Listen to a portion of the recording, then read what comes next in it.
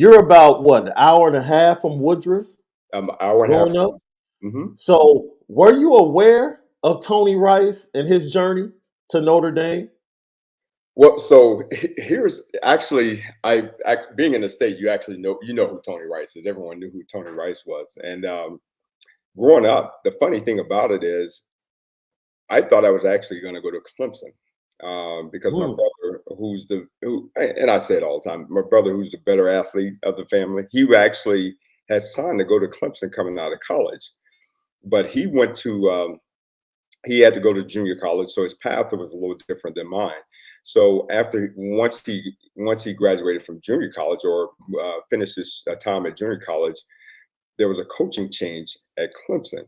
So he no longer had the offer anymore and ended up signing with the University of Arkansas. And so for me, it was okay. And to be honest with you, Sean, I had no idea that Notre Dame was recruiting me at the time. I'm this young, naive high school guy that's just enjoying being a high school senior.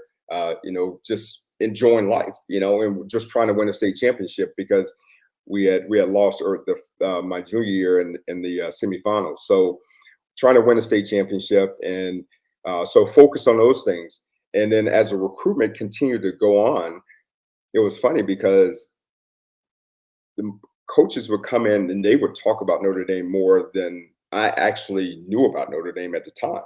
And you mentioned Tony Rice. Yes, I knew who Tony Rice was, and but so when one of the things that kind of led to me being more intrigued with Notre Dame is I had a college coach come in, and at the time he started talking. He just started talking about schools, and it actually helps me in my recruiting because I don't do that. I don't talk about any schools. I tell what we have, what the benefits that University of Louisiana can present for a young man.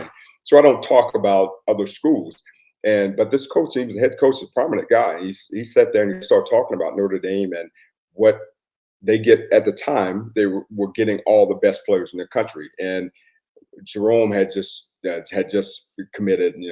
I think Bryant Young, like the whole class, pretty much had committed in December.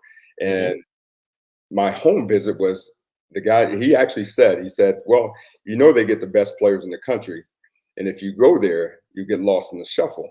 So you mentioned Tony. So when I took my official visit to Notre Dame, he was actually my host. And at Vinny Serrato, who was our recruiting coordinator, he was super smart. He knew exactly what he was doing. And Tony was my host the entire time. And before I left, he said, "If you decide to come here, we're gonna create a tradition. If you come here, any player from South Carolina they'll be wearing number 9." And I was like, Wow. "Bet, all right." So I get to wear 9. It's like absolutely, and there was no question, no doubt that when I got there, I got the number 9, and it was one of those things. At the time it's like I'm wearing Tony Rice's number, so I got to uphold first and foremost. I got to uphold what he's done, and Yeah. more I got to uphold the state.